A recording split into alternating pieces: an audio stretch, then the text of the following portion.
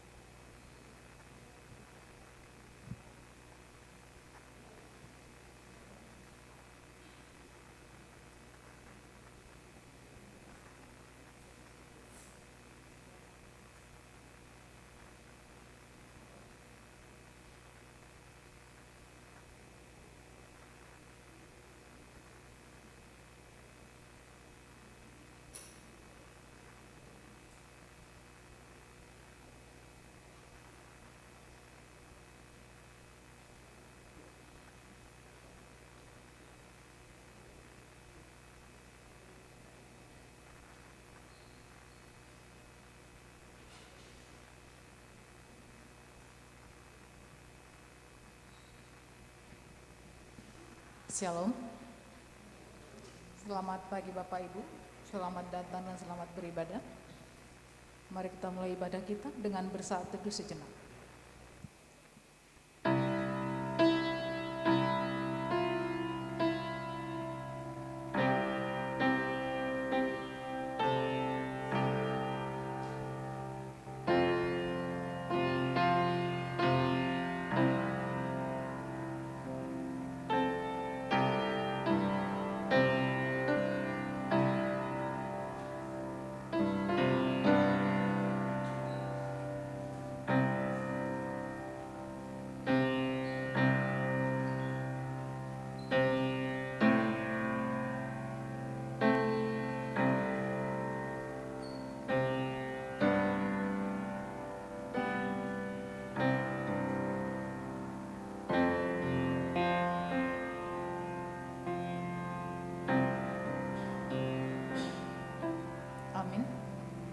Bapak Ibu, saya undang bangkit berdiri. Mari kita menyanyikan satu pujian, seperti rusa merindukan air.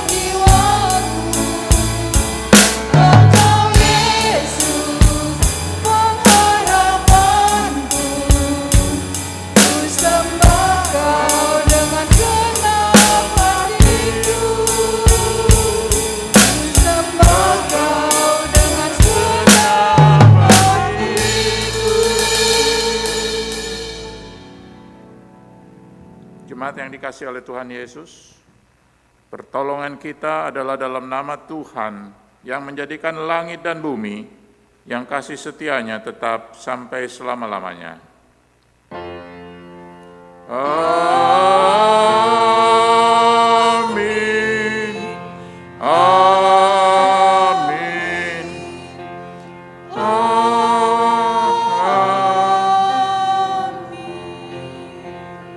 Kiranya kasih karunia dan damai sejahtera daripada Allah Bapa kita dan dari Tuhan kita Yesus Kristus menyertai jemaat sekalian. Dan menyertai saudara juga. Jemaat saya persilakan duduk.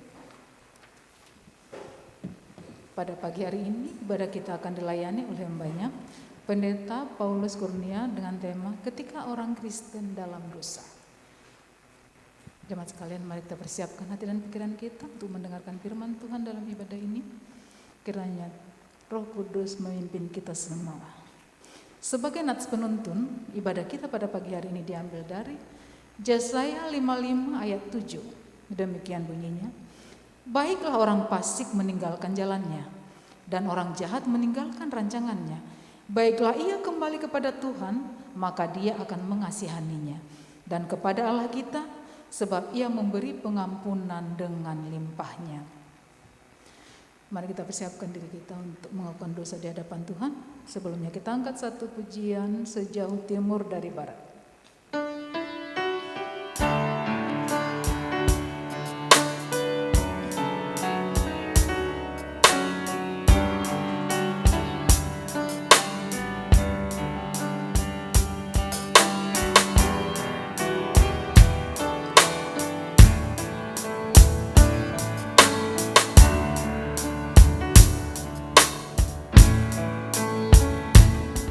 Sejauh timur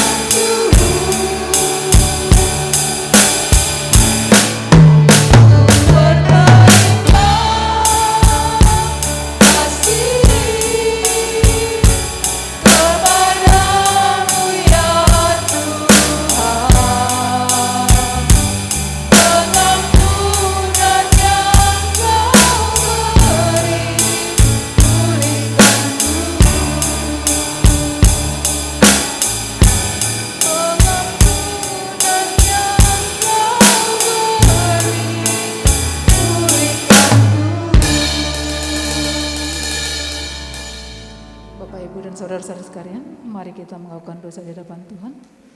Dosa yang kita lakukan sepanjang hidup kita, terlebih dalam seminggu terakhir ini. Sebelum kita mengakukan dosa secara bersama-sama, saya berikan kesempatan kepada Bapak, Ibu, dan saudara sekalian untuk mengakukan dosanya secara pribadi di hadapan Tuhan.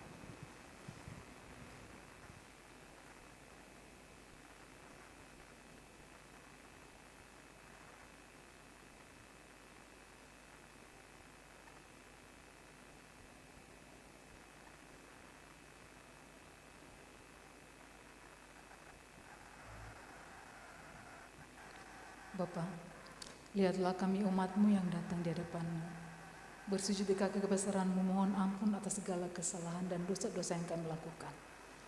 Dosa-dosa yang kami lakukan dengan sengaja maupun tidak sengaja, terhadap sesama kami ya Tuhan, terhadap pasangan kami, terhadap anak-anak kami, terhadap saudara-saudara kami dimanapun kami berada, yang kami sengaja maupun tidak sengaja. Terlebih-lebih ya Tuhan, segala tingkah laku kami dan perbuatan kami yang tidak sesuai dengan kehendak-Mu, sehingga itu menyakiti hati-Mu ya Tuhan. Tuhan, ampunilah kami ya Bapa.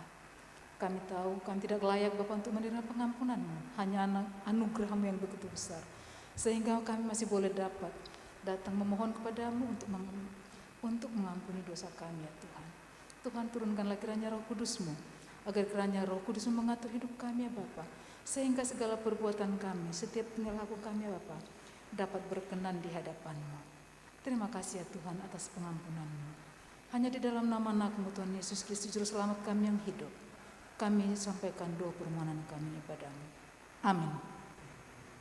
Untuk meresponi doa pengampunan dosa kita yang telah diberikan Tuhan pada kita, mari kita mengangkat satu pujian dari KPPK nomor 335. Amin.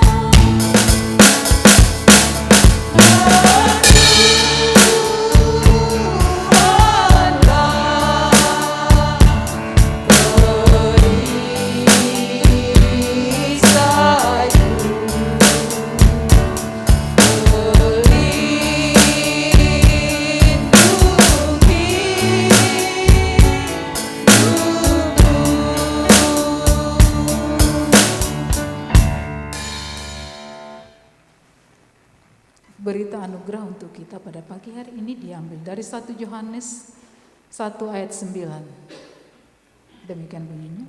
Jika kita mengaku dosa kita, maka Ia adalah setia dan adil, sehingga Ia akan mengampuni segala dosa kita dan menyucikan kita dari segala kejahatan. Demikianlah berita anugerah dari Tuhan. Silakan duduk. Mari kita membuka Alkitab kita. Kita akan membaca bacaan bertanggapan kita yang diambil dari Lukas 18 ayat 9 sampai 14. Lukas 18 ayat 9 sampai 14. Kita akan membaca secara bergantian. Saya akan membaca ayat yang 9. Jemaat sekalian berikutnya demikian sampai ayat yang ke-14. Perumpamaan tentang orang Farisi dengan pemungut cukai. Dan kepada beberapa orang yang menganggap dirinya benar dan memandang rendah semua orang lain, Yesus mengatakan perumpamaan ini. Ada dua orang pergi ke bait Allah untuk berdoa. Yang seorang adalah Farisi dan yang lain pemungut cukai. Orang Farisi itu berdiri dan berdoa dalam hatinya begini. Ya Allah, aku mengucap syukur kepadamu karena aku tidak sama seperti orang lain. Bukan perampok, bukan orang lalim, bukan pencina, dan bukan juga seperti pemungut cukai ini. Aku berpuasa 2 kali seminggu. Aku memberikan persepuluhan dari segala penghasilan. Tetapi pemungut cukai itu berdiri jauh-jauh. Bahkan ia tidak berani menengadah ke langit. Melainkan ia memukul dirinya dan berkata, Ya Allah, kasihanilah aku orang berdosa ini. Aku berkata kepadamu, orang ini pulang ke rumahnya sebagai orang yang dibenarkan Allah.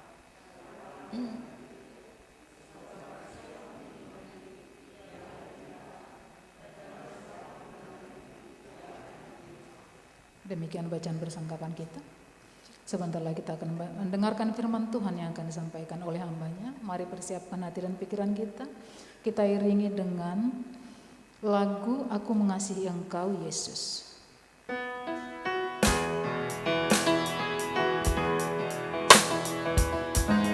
Jemaat sedang bangkit berdiri.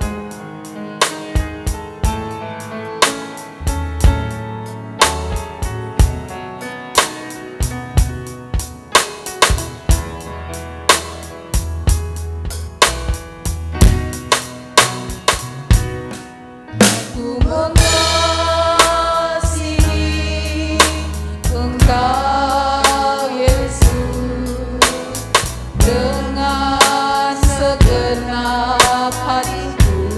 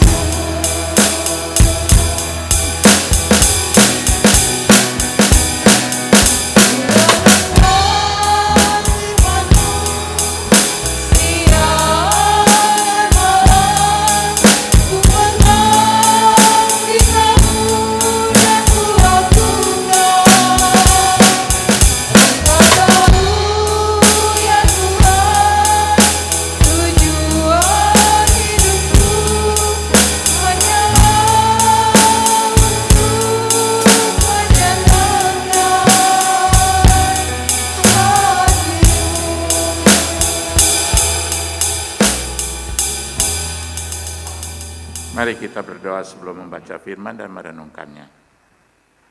Tuhan, hati kami penuh dengan sukacita atas anugerah Tuhan yang melimpah-limpah dalam hidup kami.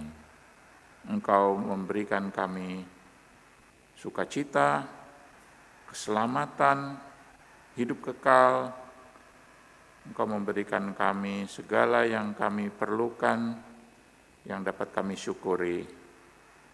Tuhan, kalau kami ada pada hari ini sebagaimana adanya itu karena rahmat Tuhan untuk kami, kami boleh beribadah bersama dan merenungkan firman. Bersyukur untuk firman Allah yang hidup, yang memberikan kami guideline, panduan, bagaimana kami harus hidup di dunia ini, menunggu kedatangan Tuhan kedua kali. Berbicara pada kami Bapa, kami siap mendengar. Kami naikkan doa ini dan pakailah hamba-Nya yang penuh dengan kekurangan, keterbatasan ini boleh membagikan segala kebenaran yang sudah dipersiapkannya. Terpuji namamu Bapa, demi Kristus kami telah berdoa. Haleluya, amin.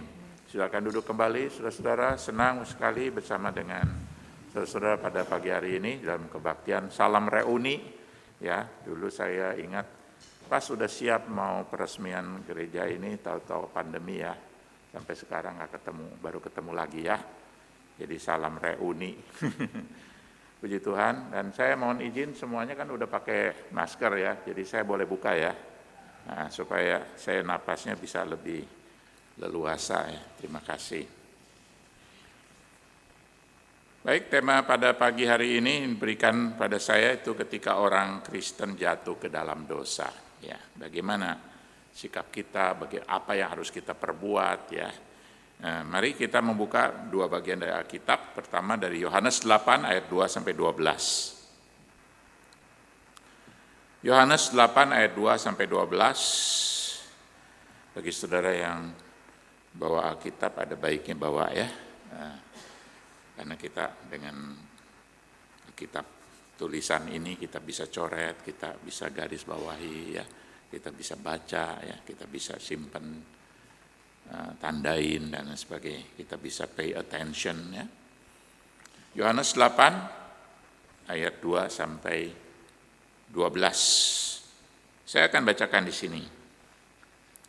Pagi-pagi benar Yesus berada lagi di bait Allah, dan seluruh rakyat datang kepadanya. Ia duduk mengajar mereka. Maka ahli-ahli Taurat dan orang-orang Farisi membawa kepadanya seorang perempuan yang kedapatan berbuat zina. Mereka menempatkan perempuan itu di tengah-tengah, lalu berkata kepada Yesus, "Rabi, perempuan-perempuan ini tertangkap basah ketika ia sedang berbuat zina. Musa dalam hukum Taurat memerintahkan kita untuk melempari perempuan-perempuan yang demikian. Apakah pendapatmu tentang hal itu?" Mereka mengatakan itu untuk mencobai dia, supaya mereka memperoleh sesuatu untuk menyalahkannya. Tapi Yesus membungkuk, lalu menulis dengan jarinya di tanah. Dan ketika mereka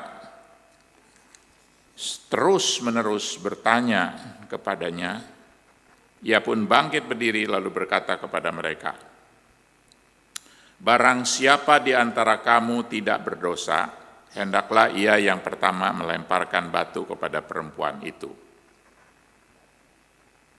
Lalu ia membungkuk pula dan menulis di tanah. Tetapi mereka, setelah mereka mendengar perkataan itu, pergilah mereka seorang demi seorang, mulai dari yang tertua. Akhirnya tinggallah Yesus seorang diri dengan perempuan itu yang tetap di tempatnya. Lalu Yesus bangkit berdiri dan berkata kepadanya, "Hai perempuan, di manakah mereka? Tidak adakah seorang yang menghukum engkau?" Jawabnya, "Tidak ada, Tuan." Lalu kata Yesus, "Aku pun tidak menghukum engkau. Pergilah dan jangan berbuat dosa lagi, mulai dari sekarang." Kita akan melihat lagi satu ayat, yaitu 1 Korintus 15:34. Kita akan baca bersama-sama Bapak Ibu yang dikasih oleh Tuhan Yesus. 1 Korintus 15 ayat 34. Mari kita baca bersama. Sadarlah kembali sebaik-baiknya dan jangan berbuat dosa lagi. Ada di antara kamu yang tidak mengenal Allah. Hal ini kukatakan supaya kamu merasa malu. Maksudnya gini loh, kalau kamu terus berbuat dosa, kan kamu mengenal Allah. Tok seperti orang yang tidak mengenal Allah. Malu deh, maksudnya begitu ya. Ayat ini. Sampai sedemikian jauh, saudara-saudara sekalian oleh Tuhan Yesus, yang berbahagialah mereka yang mendengarkan firman Tuhan dan yang melaksanakannya. Haleluya. Haleluya. Haleluya. Haleluya.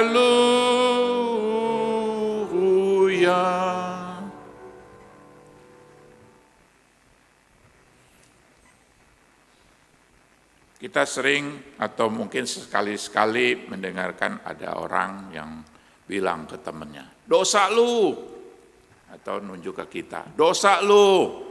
Atau kita juga yang suka ngomong kepada orang lain, setelah orang lain berbuat ini, itu, ya kan? Kita juga mengatakan yang sama, dosa lu, gila lu, dosa lu. Nah, hari ini kita akan melihat bagaimana Tuhan Yesus menempatkan dirinya terhadap kasus seorang perempuan yang berbuat zina yang dihadapkan kepadanya oleh para ahli Taurat dan imam Farisi. Menarik sekali cerita ini karena dari situ muncul banyak pertanyaan ya yang sulit untuk dijawab. Pertama,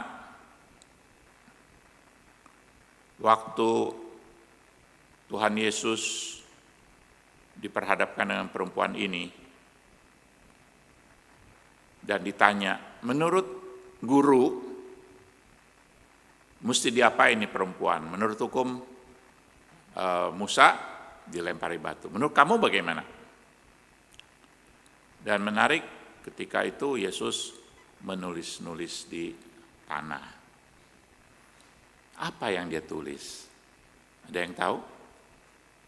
Apa kira-kira yang dia tulis? Dia tidak merespon, dia tunduk, menulis-nulis.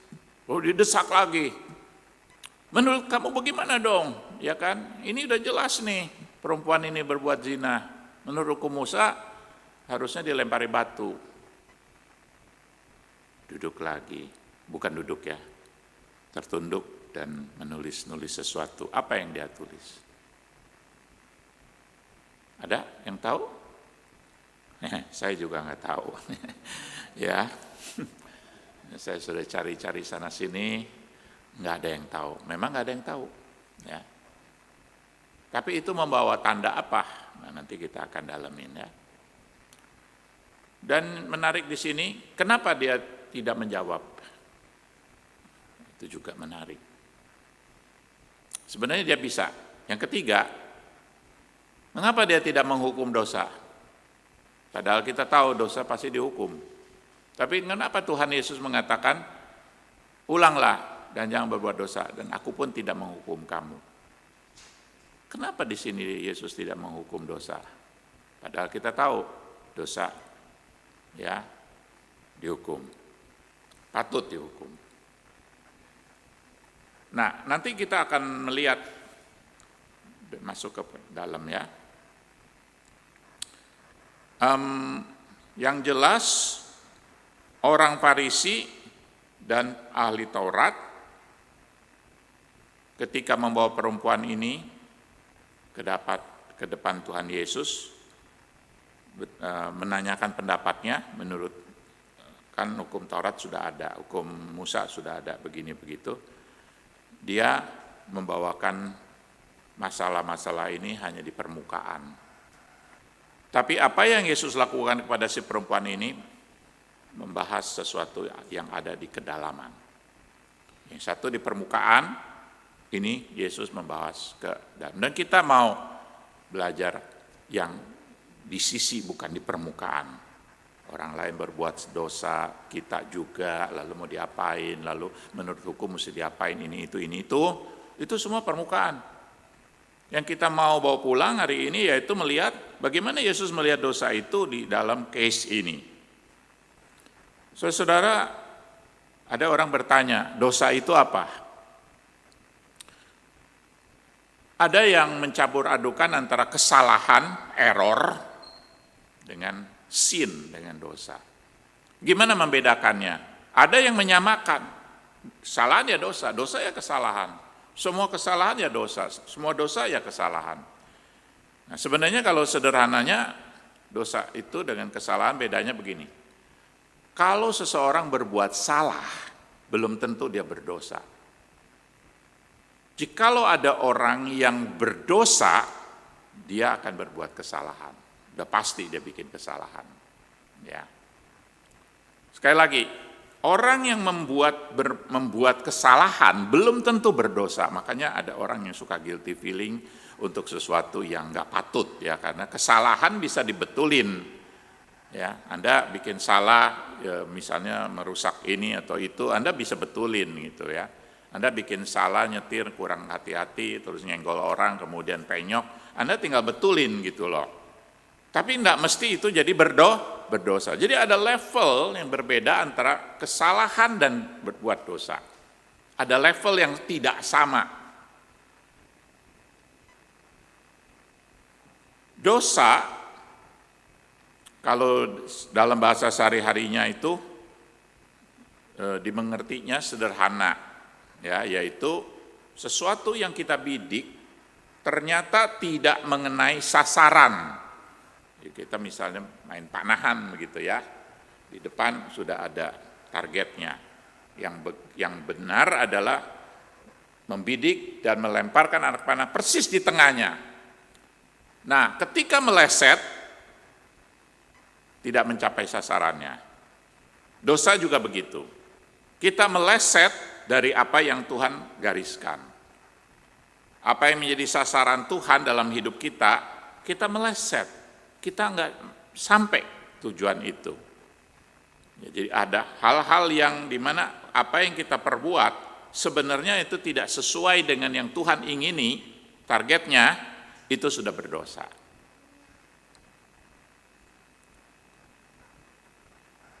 Bentuknya dosa itu macam-macam ya, lahir dari misalnya sebuah kejahatan. Kita di sekeliling kadang dijahatin orang. Pernah dijahatin orang? Pernah? Ya?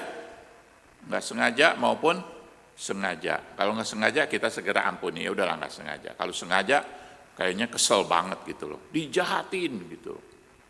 Kita juga kadang menjahatin orang dengan hati tertentu, kita jahat, ya, bikin orang susah, bikin orang jadi masalah dan lain sebagainya. Atau toksik. Ya, yang bersifat toksik, ya, satu perbuatan yang sifatnya meracuni, ya, meracuni orang, hidup orang, bukan hanya dikasih sianida yang namanya racun disuruh minum, tapi mungkin dari perbuatan kita meracuni orang punya kehidupan, ya, misalnya dari kata-kata, misalnya kita suka marah-marah begitu kan, mungkin kita pikir ya demi kebaikan gitu kan, nah. Marah-marah itu bisa membuat orang hatinya terluka. Dan kalau terus-menerus begitu, ya, jadi racun. Ya, jadi racun, bukan jadi manis, tetapi jadi racun. Jadi orang nggak nyaman, orang merasa karakternya dibunuh oleh karena kita kayaknya marah-marahin itu lama-kelamaan dia merasa gue bodoh amat sih, gue goblok amat sih. Ya udahlah, ya udah gue memang orang bodoh. Nah, ya udahlah memang gue orang goblok mau apa lagi. Nah, gara-gara kita suka marahin orang. Kalau itu menjadi pola, itu racun, toksik. Ya, di kantor sekarang juga saya sering diundang juga berbicara tentang toksik.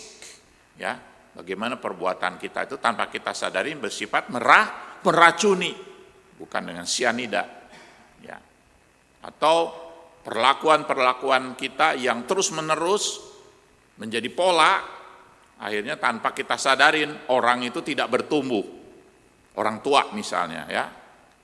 Kadang-kadang dengan satu cara tertentu kepada anaknya bukan jadi bertumbuh, jadi bantut. Enggak bergerak, enggak bertumbuh, enggak maju, enggak move forward. Kenapa?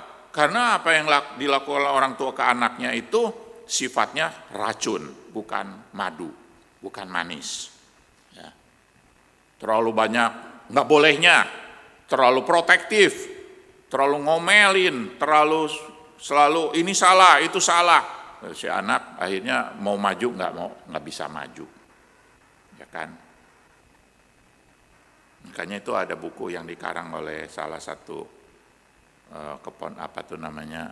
adik ipar saya, Ibu Charlotte Priyatna. Dia menulis Stop, ya, Learning to Stop, bagaimana belajar berhenti menjadi orang tua yang sedemikian rupa anak bisa jadi tergantung sama orang tuanya. Berhenti dari segala kebiasaan kita menjadi orang tua yang membuat anak jadi tidak bisa bertumbuh. Kalau kita nggak berhenti, jadi kita racun buat anak kita, bukan jadi madu. Nah, dosa itu bisa melalui yang perilaku-perilaku seperti ini tuh. Yang akhirnya tujuan kita pikirnya baik, jadi dengan cara yang salah, jadi racun. Saudara-saudara sekalian, kalau kita melakukan sesuatu misalnya dengan keras atau dengan kata-kata atau bagaimana, kita pikir, kan tujuannya benar, tujuannya baik, tapi Anda melakukan itu, tujuan itu tidak dengan baik, orang nangkapnya bukan tujuan Anda, orang menangkapnya kamu ini kayak nggak benar, orang menangkapnya jadi sakit hati, padahal kita pikir tujuannya benar.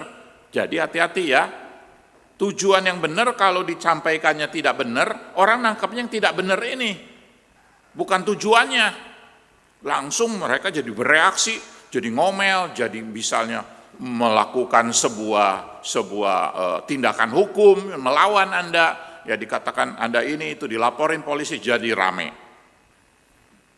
Terus kita akan membela diri, tujuan saya baik, nggak bisa, nggak cukup tujuan baik, tapi kamu melakukan tujuan itu tidak bijaksana. Atau mungkin ada perbuatan-perbuatan kita yang ceroboh, sehingga mencelakakan orang, ya, ceroboh atau tidak hati-hati, sedemikian rupa akhirnya menimbulkan dosa. Ceroboh, misalnya kita tidak menjaga diri, ya, dari pencobaan duniawi, ya. Saya tidak ingin menghakimi, tapi kasus yang belakangan lagi rame di kepolisian itu, ya, anak Tuhan. Ya, kita sedih kadang-kadang melihat dia waktu muda di gereja, ya dia pelayanan sama istri dengan baik, kayak di sini di GKI model begitu, pelayanan, tapi berapa tahun kemudian mengalami satu masalah dan menimbulkan masalah-masalah kehidupan orang lainnya lagi. Kemungkinan itu juga karena ceroboh, ya, tidak hati-hati dengan uang, dengan kekuasaan, ya, dengan hal-hal yang lain. Karena ceroboh, nggak hati-hati, gitu loh. Jadi akhirnya menimbulkan dosa. Si perempuan ini entah mau karena jahat, apa ceroboh, atau bagaimana, kedapatan berbuat zina.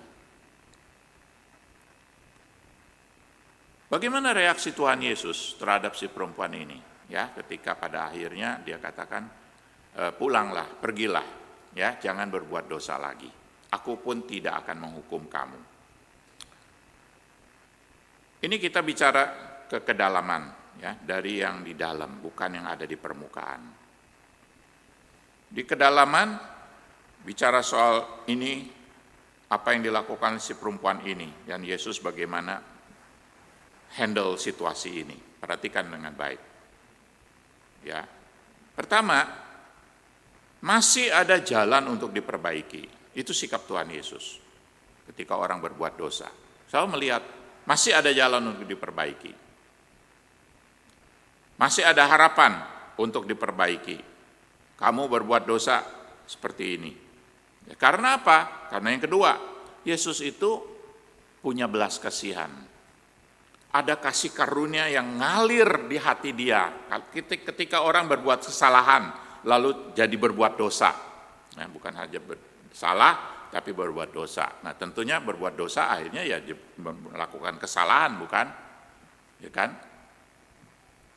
Yesus menghadapi situasi yang seperti itu, ada belas kasihannya, ada kasih karunia-Nya. Ini orang terpuruk, jatuh. Kasihnya keluar. Tidak serta-merta menghukum. Dia bisa menghukum, dia bisa marah, tapi dia bisa juga mengatakan, pulanglah, jangan berbuat dosa lagi. Aku tidak menghukum kamu. Kadang-kadang di dalam kehidupan sehari-hari, kita kalau lihat orang salah kayaknya tuh kita kayak nggak ada salahnya gitu loh. Ya, kita marahin apa segala. Sekarang dunia sebenarnya mulai belajar kalau ada lihat orang salah jangan langsung cepat-cepat menghakimi. Mestinya ya belajar begitu, apalagi kita orang Kristen ya. Jangan apa-apa tuh bawaannya mau marahin, mau apa, hukum ini, jangan apa-apa begitu sebenarnya. Kita mesti belajar dari Tuhan Yesus, ada kasihnya. Bukan berarti Tuhan Yesus itu setuju dengan perbuatan dosa, tidak sama sekali. Di sini Tuhan Yesus ya, sebenarnya kenapa dia tidak menghukum si perempuan itu hak dia di situ. Tetapi bukan berarti dosa itu tidak ada konsekuensinya. Hukuman ke atas si perempuan ini tetap berlaku. Apa bentuknya kita nggak tahu, tidak diceritakan. Tapi Tuhan Yesus di situ punya otoritas untuk, oke, saya juga tidak akan menghukum kamu. Oke? Kenapa dalam case ini? Ya, ini mau tunjukkan kalau ada apa-apa jangan apa-apa main dihukum gitu loh. Ada belas kasihan juga, harus seimbang di situ. Luar biasa bagaimana Yesus menyoroti masalah ini di hadapan banyak orang, di hadapan murid-muridnya. Walaupun para imam udah keluar, udah pulang satu persatu yang mencobainya ya, yang lain masih ada imam-imam lain mungkin yang ahli-ahli Taurat di situ masih ada juga. Publik paling enggak para muridnya masih ada di situ. Bagaimana Yesus ngelihat ini?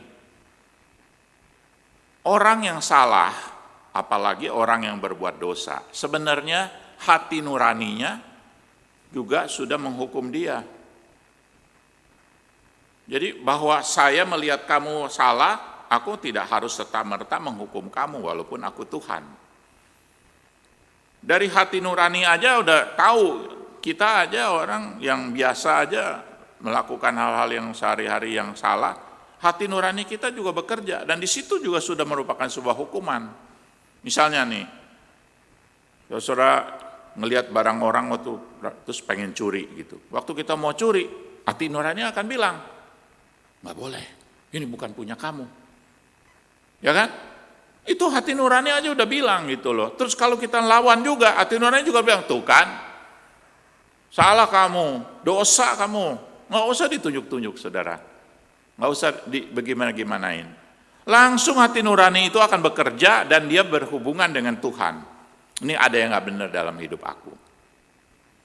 Tuhan Yesus ingin menunjukkan di sini bahwa kalau ada orang salah, sampainya kayak apa, jangan langsung reaktif, hendaknya muncul ada belas kasihan. Kenapa ya orang ini bisa begini?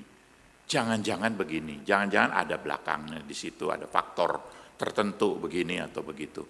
Tapi ngalir dulu yang namanya kasih karunia. Ya, karena Tuhan Yesus datang bukan untuk menghukum dunia, tapi untuk menyelamatkan. Ya kan, ada kan ayat Alkitab yang mengatakan demikian. Aku datang bukan untuk menghakimi dunia, tetapi aku akan membawakan keselamatan. Jadi orang-orang kalau misal udah salah, udah berdosa, terus dihakimi, terus sampai mati, nggak sempat lagi dia bertobat, ya kan? Ya, akhirnya ujung-ujungnya kita jadi kayak apa ya?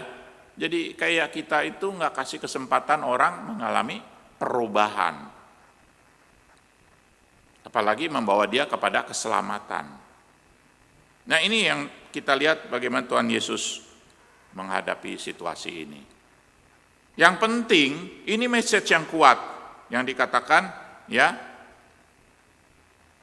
pulanglah, pergilah, go, and go on, dan teruskan hidup kamu, jangan berbuat dosa lagi. Jangan berbuat dosa lagi. Itu yang paling penting. Oh ternyata dia bisa melakukan lagi, itu urusan dia sama Tuhan. Tapi prinsip itu yang Tuhan mau ajarkan pada publik waktu itu dan pada kita hari ini.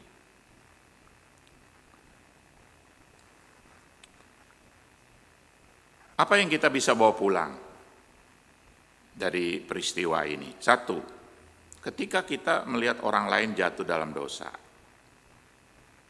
mulai dari diri kita, ya, jangan berbuat apa-apa dulu kepada orang lain yang berbuat dosa. Periksa diri kita sendiri, ya kan? Adakah saya, ya, menjaga hati saya sedemikian rupa? Aware, alert, ya. Ada signal yang masih kuat, masih bekerja untuk memberitahukan kalau ini atau itu benar atau enggak benar, signal itu masih kuat, kasih lampu. Ya. Sehingga kita waspada, kita enggak boleh sembarangan. Kita enggak boleh sok jago, enggak boleh sok suci, seolah-olah aku enggak ada salahnya. Baru kita bisa tolong orang. Bagaimana sih orang, kita mau tolong orang jatuh, kita sendiri masih jatuh, gitu kan? Periksa dulu.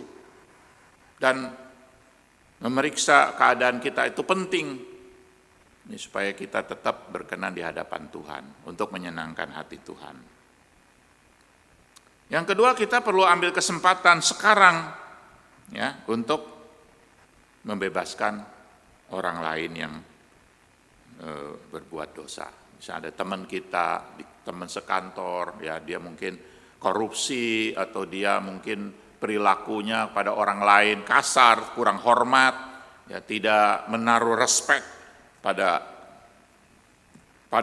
kehadiran orang sebagai individu, semena-mena ngomong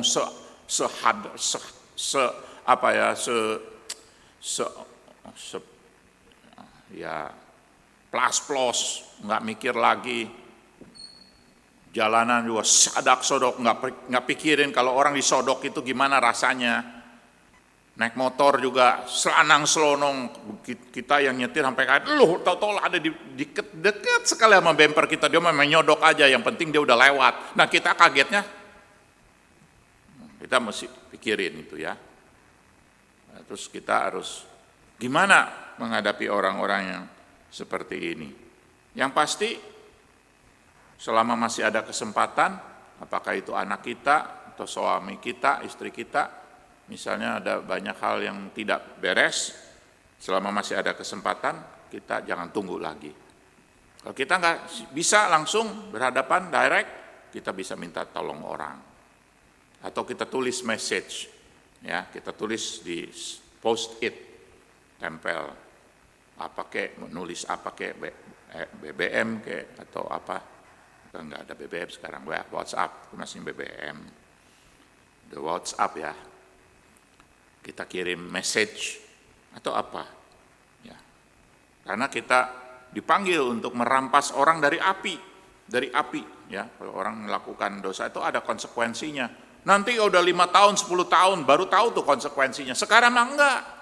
Pasti ada konsekuensinya. Nengok nanti ke belakang, oh itu karena dosa gua tuh berarti. Pasti ada tuh. Ya, enggak bisa enggak gitu. Ada konsekuensinya. Misalnya kita menjadi orang yang kurang perhatian, menjadi orang yang sombong, menjadi orang yang egois, ya, karena melakukan dosa-dosa tertentu. Orang yang kurang bertanggung jawab dalam hidup ini karena dosa-dosa tertentu. Ada istri yang nangis-nangis depan saya, Pak, suami saya sejak 4 tahun terakhir ini Waduh Pak, awalnya bagus sekali Pak, kita diberkati Pak ini, belakangan Pak ngasih duit aja sedikit, hitung-hitungan Pak. Kenapa? Soalnya dia udah mulai main judi, main lain-lainnya dah, banyak permainannya. Waduh, gimana Pak ya? Gimana? Nah, ya kan?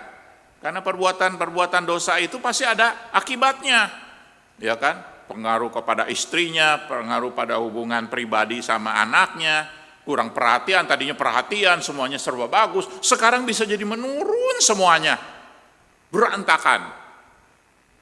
Pasti ada akibat daripada dosa itu, pasti ada, nggak mungkin nggak ada. Jadi kalau kita melihat ada seorang Kristen jatuh dalam dosa, kita coba ambil kesempatan, jangan tunggu. Gimana untuk menarik dia dari situ? Ya, jangan menghakimi. Waktu Yesus ditanya oleh para ahli Taurat, imam, menurut Rabi, mau diapain ini perempuan? Kalau menurut hukum Musa, dilemparin batu. Menurut kamu gimana? Yesus di sini hati-hati sekali. Dia duduk dan menulis-nulis di tanah. Artinya apa? Artinya no comment. Saya nggak mau kasih komen. Karena dia lagi dicoba nih. Kalau dia memberi jawaban, iya mesti dilempar batu. Lalu mungkin orang lemparin batu, atau dia menyatakan sikap itu, tapi dia bisa kejebak karena dia bukan orang yang berotoritas. Dia tidak punya wewenang. Dia not in his authority. Dia seorang sipil seperti biasa, seperti yang lain-lain. Walaupun orang mengatakan dia Mesias, dia ini, dia melakukan miracle, dia nabi lah ini itu. Tapi dia manusia sipil seperti biasa. Kalau dia main hakim sendiri, dia kejebak di situ, dia ditangkap langsung. Siapa kamu berani mengatakan pernyataan ini? Nggak boleh sembarangan. Hati-hati Tuhan Yesus, jangan dijebak secara politik, jangan dijebak dikriminalisasi. Hanya gara-gara ditanya mesti ngapain, menurut hukum udah ada, menurut kamu, dia bilang, ya harusnya, kejebak dia udah. Dia hati-hati di sini. Jadi waktu dia nulis-nulis sampai 2 kali, akhirnya nulis lagi, artinya apa? Saya nggak mau kasih kamu opini apa-apa. Dia nggak reaktif, ya, no comment. Sering di dalam hidup kita juga kalau ada apa-apa yang stres kita, ada stresor namanya ya, stresor yang membuat kita tertekan. Kadang-kadang kita mesti siap seperti Tuhan Yesus, no comment. Jangan reaktif. Jangan lagi, jadi tambah panas, lu sih bikin gua panas, makanya gua panas. Terus dia bilang, kamu marah ya? Gara-gara kamu yang bikin saya marah. Loh, jadi saling tuding-menuding, buat apa? Gitu kan? Lebih baik kayak Tuhan Yesus, duduk, nulis-nulis sesuatu yang nggak ada artinya yang dia tulis. Orang itu bukan tanah, itu adalah coran, karena itu di depan bait suci, nggak ada tanah, itu coran. Mau nulis apa? Nggak ada, cuma mau menunjukkan satu sikap, dalam hal ini, no comment. Lalu membalikkan pertanyaan dengan pertanyaan. Siapa di antara kalian yang tidak berbuat dosa? Kalau memang ada, lemparin dia dulu. Nggak ada yang berani. Ya. Kalaupun yang lemparin batunya, yang dilakukan melemparin batu, itu pun juga mereka, bukan Tuhan Yesus. Jadi situ Tuhan Yesus menjaga diri dengan baik, jangan sampai dipolitisasi, jangan sampai dikriminalisasi. Dia diem. Nangkap ya? Nangkap nggak sih? Nangkap? Ya, ya. Dari zaman dulu itu yang kayak gini-ginian udah berlaku, bukan baru dari sekarang. Kalau kita ngomong terus kita reaksi, terus kita dipolitisasi atau kita dilakukan tindakan hukum oleh sebaliknya, lalu dikatakan kita pencemaran nama baik. Itu mah dari zaman Tuhan Yesus juga udah ada gitu loh, yang gitu-gitu. Bukan baru sekarang aja gitu loh. Harus jaga baik-baik. Kalau ngomong, kalau berperilaku dan sebagainya, dipikir dulu. Kadang-kadang mesti sabar, tenang, no comment, supaya jangan terjebak. Nah, di sini itu yang bisa kita bawa pulang, ya. Jangan menghakimi, ya, karena hati nurani udah cukup menghakimi kita, menghakimi orang ketika dia berbuat dosa. Memberitahu, mengobrol tentang ini, ada yang nggak beres, ada yang ini. Itu yang kita lakukan. Jangan langsung bilang, kamu tuh ya orangnya gila lu tuh, lu. Nah itu tuh langsung ke pribadi. Tapi ngomongin materinya. Yang kita mau ngomongin ini materinya. Jadi orang tidak merasa dihantam orangnya, tapi lagi ngomongin materinya dan diuji. Benar nggak yang saya katakan seperti ini dan kamu bagaimana? Lalu terjadi diskusi di situ, akhirnya kita mulai ngelihat, oh ya ini sini nggak beresnya, di sini nggak beresnya. Selesai. Jangan ngomongin orangnya, jangan kamunya gitu loh. Bicarakan masalahnya, bicarakan materinya. Ya, saya sering dituduh atau saya dimarahin orangnya begini gitu sama orang itu. Terus di hadapan orang itu, yuk kita bicarain materi apa, bagian mana yang bagian mana Anda lihat yang saya lakukan itu menurut Anda tidak beres. Yuk kita ngobrolin. Akhirnya tahu nggak apa? Dia malu sendiri. Oh ya ini kan materinya soal ini ya udah saya hormat Anda. Maafin saya tadi jelek-jelekin Bapak. Belajar untuk bilang apa yang benar. Juga bicara tentang apa yang salah. Jangan salah-salahin orangnya. Beda ya. Ngomongin orangnya atau ngomongin materi yang menjadi perdebatan misalnya. Itu bedain. Bisa bedain itu? Bisa nggak sih? Bisa? Pada ngantuk. Jangan apa-apa orangnya yang diserang, tapi bicarakan materinya. Sampai akhirnya membukakan pikiran, mencerahkan pikiran, sampai akhirnya orang ngelihat, oh di situ. Yang penting aku juga, aku tidak salahin kamunya, tapi di situ yang nggak benernya. Jadi menyelamatkan hubungan yang baik, yang sebelumnya baik sama teman, sama saudara, sama istri sendiri, sama ini. Ya, kembalikan kepada materinya. Apa yang benar, apa yang salahnya, bukan siapa yang benar, siapa yang salah. Ya, karena kalau kita bicara siapa, kamu juga siapa, gitu loh. You have no authority to judge people. Kamu nggak punya wewenang untuk menghakimi orang. Tapi kalau kita punya otoritas yang memang tersertifikasi, kita hakim, kita memang sudah ada jabatan di situ, kita bicara di forum yang benar, ya silakan gitu loh. Di luar itu lihat Tuhan Yesus di hadapan publik, kalau dia ngomong, dia bilang ini memang harus dilempar, langsung ditangkap, langsung diciduk dia. Karena kamu tidak punya otoritas, walaupun kamu tahu apa yang benar, tapi kamu tidak punya otoritas sebagai individu untuk mengatakan, oke, lemparin dia batu, emang kamu siapa? Nah, di situ kita belajar dari Tuhan Yesus luar biasa menghadapi situasi itu, teman-teman. Saya pernah dengar cerita anak saya, waktu dia 17 tahun, dia seneng karena dia bisa bikin SIM A. Kemudian 1 tahun dia nyetir sana, sudah gapak lah nyetir sana. Kejadian di Perintis Kemerdekaan, belok kiri mau ke Kelapa Gading, ke kanan ke Pulau Mas. Ini mah nggak usah dibayangin, mungkin you nggak tahu, ya cuman tahu aja lo kanan kirinya. Ya, Perintis Kemerdekaan, belok kiri Kelapa Gading, ke kanan Pulau Mas. Dia belok kiri langsung. Saya juga merasa belok kiri boleh langsung. Boleh nggak sih belok kiri langsung? Ada yang boleh, ada yang enggak kali ya. Nah, tapi seingat saya belok kiri di situ memang boleh. Tapi entah kenapa mungkin satu masa itu tidak boleh belok kiri, tunggu lampu merah. Dia berasa kayaknya selalu belok kiri boleh gitu loh. Jadi dia belok aja. Mungkin itu ada peraturan baru atau gimana. Jadi datang, begitu belok langsung polisinya kesenangan. Gitu loh. Kayak dapat apa gitu loh, kesenangan. Gitu. Ya kan?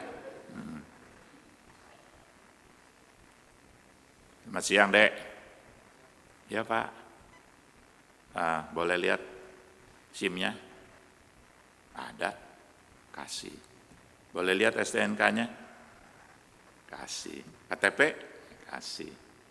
Kalau Anda begitu dikasih nggak? Kira-kira. Boleh lihat, buka jendela. Selamat siang, boleh lihat SIM-nya? Boleh, saya lihat. Pegang satu SIM-nya, STNK-nya. Kalau kejadian gitu Anda ngasih nggak? Hah? Kebanyakan kagak kan, udah belajar. Jangan kasih polisi. Kalau udah pegang dia udah dah, ya. Udah nggak ampun dah lu, kalau udah dipegang mau alasan apapun udah dipegang, lu melawan polisi.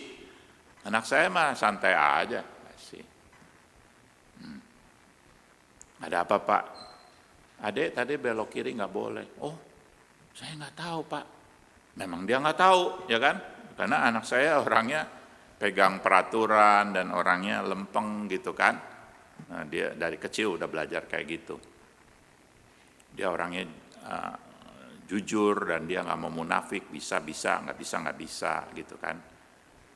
Oh gitu Pak, saya nggak tahu. Oh Anda tidak tahu? Itu lihat nanti balik. Ada. Oh saya biasanya belok kiri boleh, baru ada peraturan, saya nggak tahu. Ya, Anda salah. Ya deh, Pak, minta maaf ya Pak ya. Ya, secara pribadi saya memaafkan. Ya, tetapi Anda melawan peraturan lalu lintas.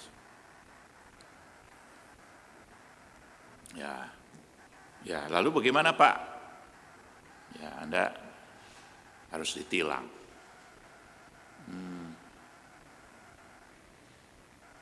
Udahlah Pak, maafin lah Pak.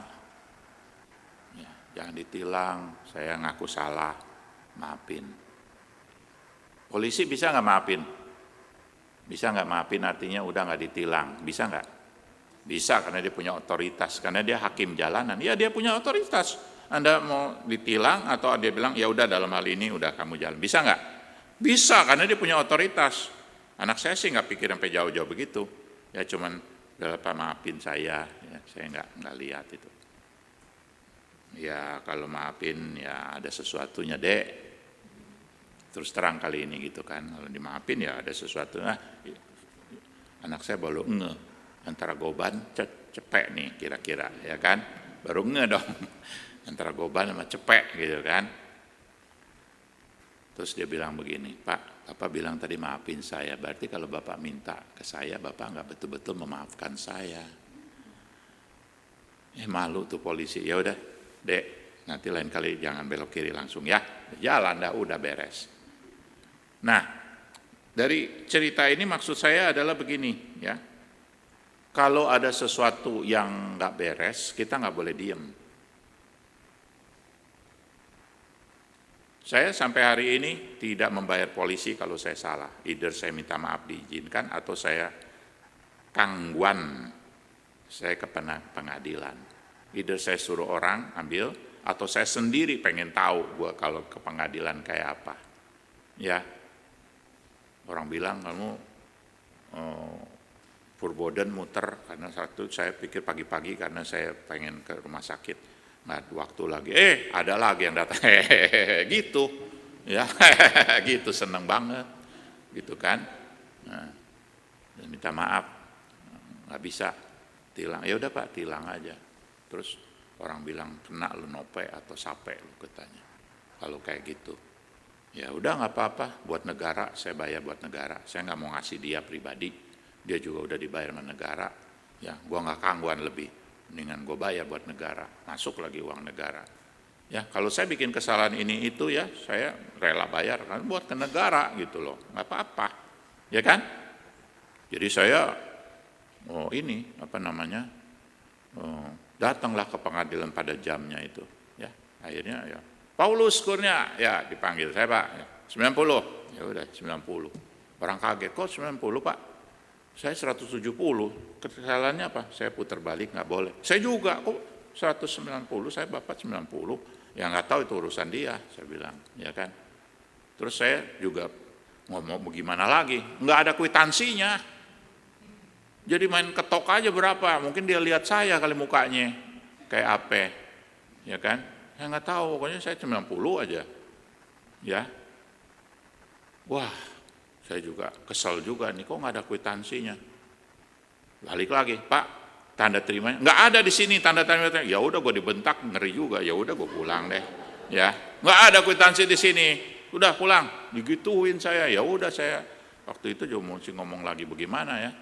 Ya ampun, ini sistem gitu kan, sistem udah kerap gitu loh, kerap banget sistemnya, ya kan.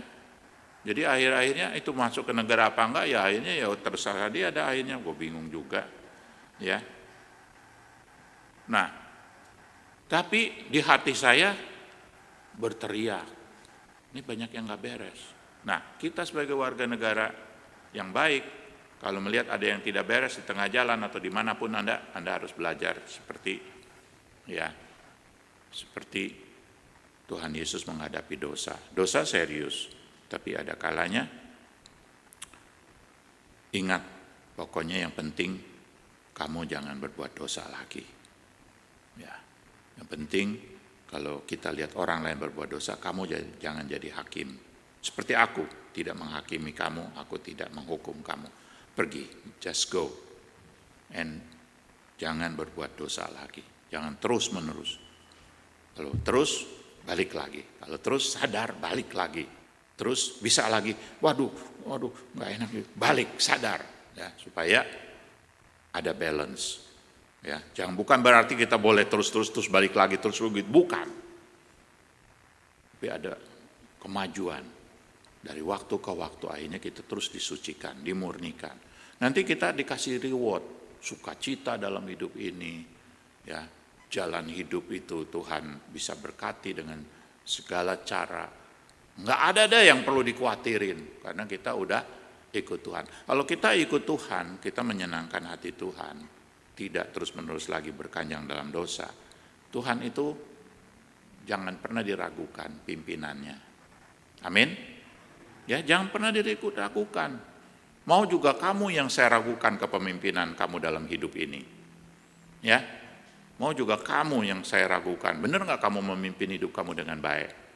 Ya, kalau terhadap Tuhan, jangan pernah ragukan. Pimpinan Tuhan itu baik. Yang penting kita seperti dalam hal cerita pagi hari ini. Jangan berbuat dosa lagi. Bantu orang lain supaya balik lagi. Karena kita ingin menyenangkan hati Tuhan. Kita nyanyi yuk satu lagu, Menyenangkan-Mu. Ya, saya senang lagu yang dinyanyikan oleh Pangkerego, ya, Menyenangkan-Mu. Kita nyanyikan bersama-sama.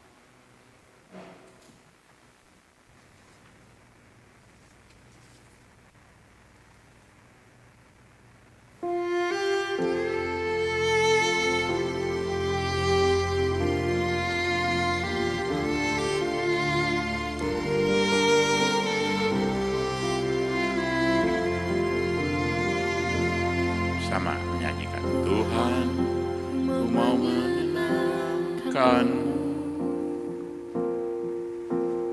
Tuhan, bentuklah hati ini jadi bejana untuk hormat-Mu, cemerlang bagai emas murni. Tuhan, Serahkan hatiku, semua ku berikan padamu. kuduskan hingga tulus selalu, agar aku menyenangkan-Mu, menyenangkan-Mu, senangkan-Mu. Hanya itu kerinduanku, Menyenangkan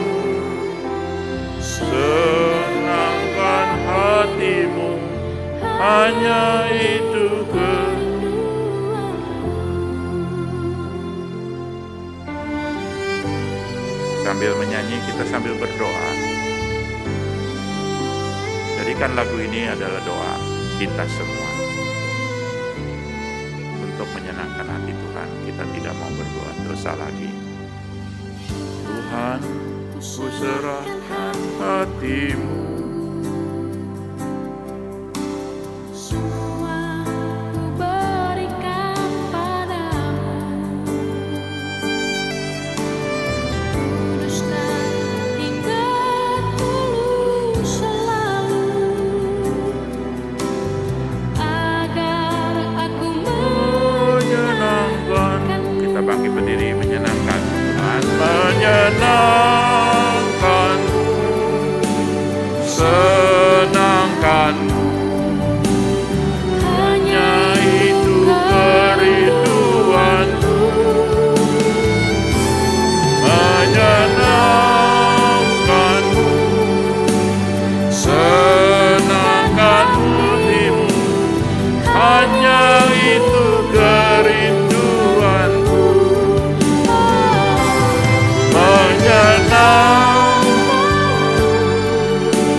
senangkan hatimu, hanya itu kerinduanku,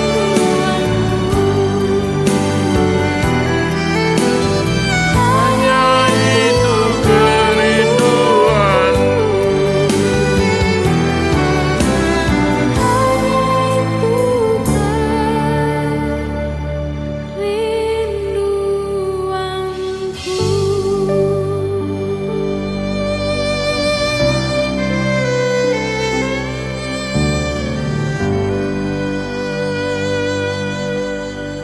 Inilah doa kami ya Bapa, Engkau tahu hati kami, hidup kami.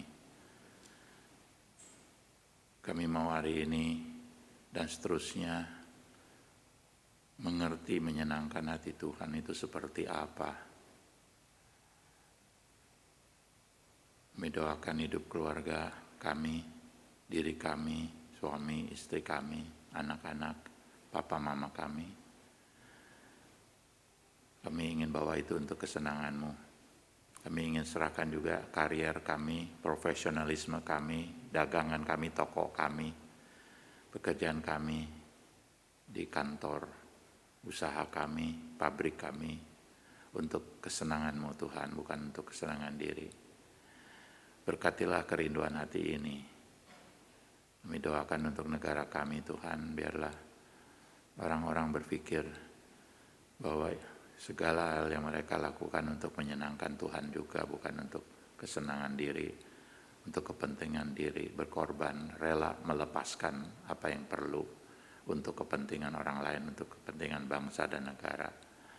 Tolong Bapak Presiden yang banyak tekanan akhir-akhir ini oleh karena stres bangsa ini dan situasi dunia geopolitik yang tidak menentu. Berikan dia ketabahan, kekuatan, tetap berpikir dengan jeli apa yang terbaik masih bisa diberikan kepada bangsa ini dalam 2 tahun ke depan. Kami percaya Tuhan akan menyertai hati orang seperti ini. Kalau boleh dia satu hari bisa mengenal Kristus Yesus di hatinya, dia melihat terang ilahi. Saya berdoa, Tuhan berkati Indonesia, negara yang berperang antara Rusia dan Ukraina. Tuhan tolong mereka pada titik tertentu mereka sadar bahwa peperangan bukan jalan keluar. Kekuasaan bukan yang tujuan akhir dalam hidup. Pengaruh bukan tujuan terakhir dalam hidup. Termasuk juga negara-negara barat, Amerika dan sebagainya, Eropa Utara, yang mungkin selama ini bertahun-tahun mereka memanfaatkan negara lain untuk kepentingan diri, untuk menjaga negaranya sebagai adidaya, super power. Ampuni Tuhan. Dan banyak yang menjadi konsekuensinya negara-negara barat kali ini juga terpuruk. Amerika Serikat hancur, terpuruk habis. Padahal berapa tahun, puluhan tahun berjaya Tapi kali ini tidak main-main, hancur. Kasihanilah Tuhan. Biar Tuhan masih mengasihi Amerika Serikat, negara-negara Inggris, Eropa, Perancis, dan yang Jerman dan lain-lain. Supaya Tuhan berikan belas kasihan. Inilah doa kami naikkan di dalam nama Tuhan kami Yesus Kristus. Amin. Silakan duduk kembali, saudara-saudara.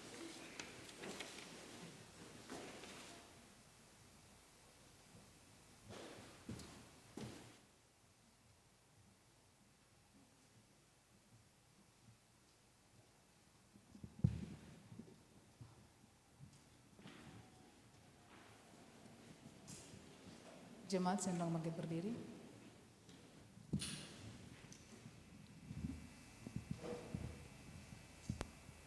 Marilah kita bersama dengan umat Allah di masa lalu, masa kini dan masa depan mengingat pengakuan iman pada baptisan kita seturut dengan pengakuan iman rasuli.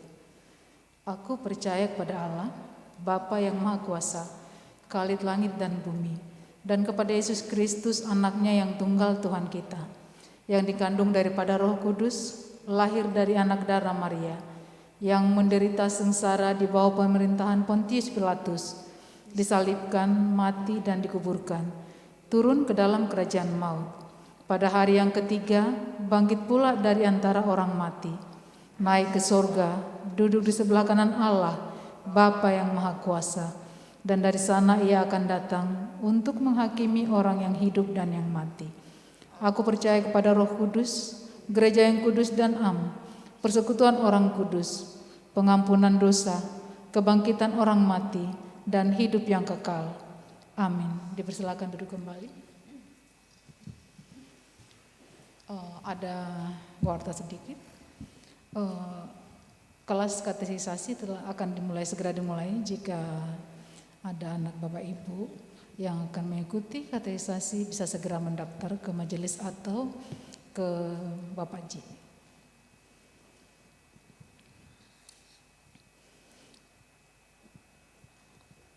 Selamat datang saya ucapkan kepada Jemima Valeri Azalia. Baru pertama kali datang ya, tuh dengan Jemima. Kasih salam sama Jemima. Baru datang dari Kalimantan, jadi mana tahu ada yang mau nanya kabar tentang Kalimantan, boleh tanya sama Jemima. Selamat datang. Kalau sudah nyaman beribadah di sini, silakan, kita sangat terbuka untuk itu.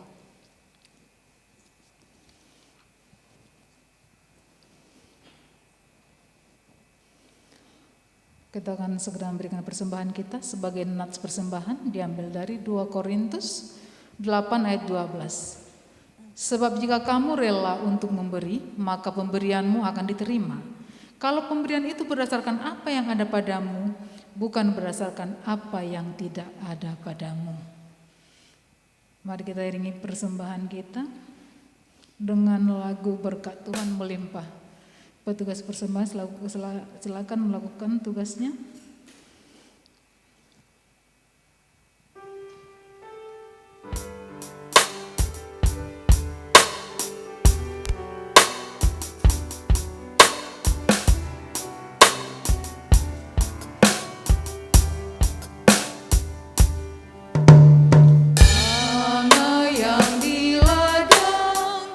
Kekurangan, bakung yang di gunung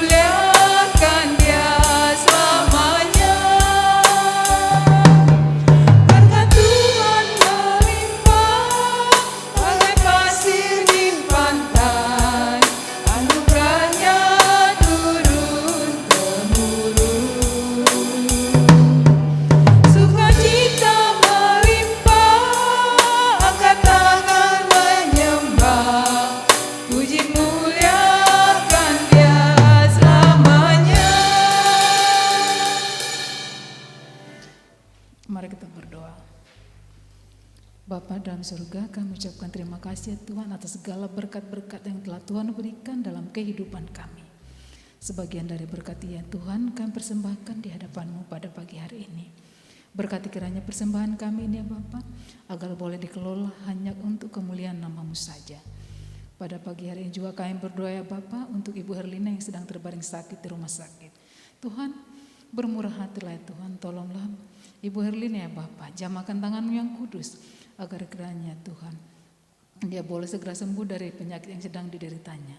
Dan buat jemaat kami ya Tuhan yang sedang lemah tumbuh pada hari ini ya Bapa, berikan juga mereka kesehatan dan berikan juga mereka kekuatan iman ya Bapa, agar dalam kondisi yang bagaimanapun juga mereka tetap beriman dalam menjalani kehidupannya sehari-hari. Berkati juga ya Tuhan Pendeta Paulus Kurnia ya Bapa, agar kiranya senantiasa beliau dalam kondisi keadaan sehat dan tidak kurang suatu apapun juga, sehingga pelayanannya dapat senantiasa berjalan dan berkembang dimanapun beliau berada. Terima kasih ya Tuhan, dalam nama anak-Mu Tuhan Yesus Kristus Juru Selamat kami yang hidup, kami bersyukur. Amin.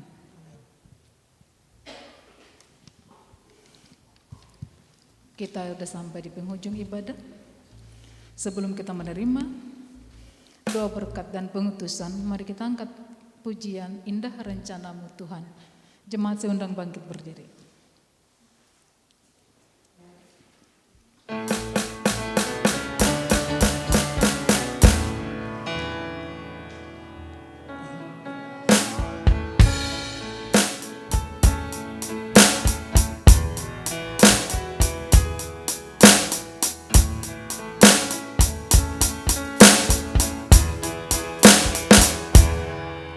Rencana-Mu Tuhan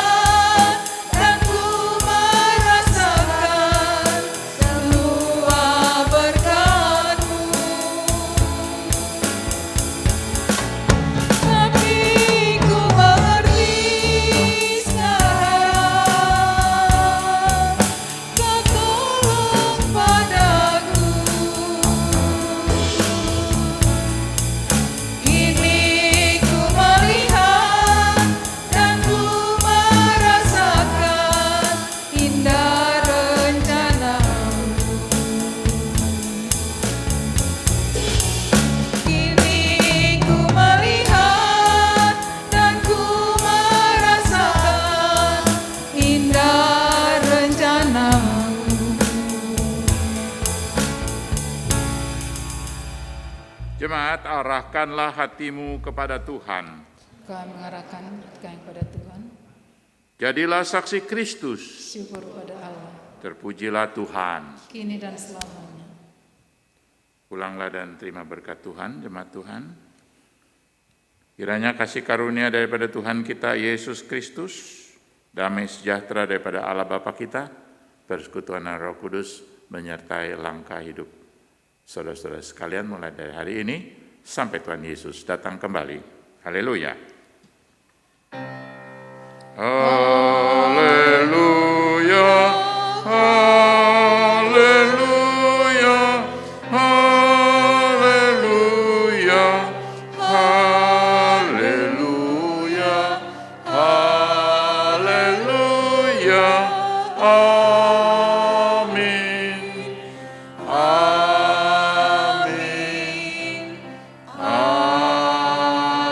Amin. Ibadah telah selesai. Selamat hari Minggu. Silakan bersatu duduk sejenak.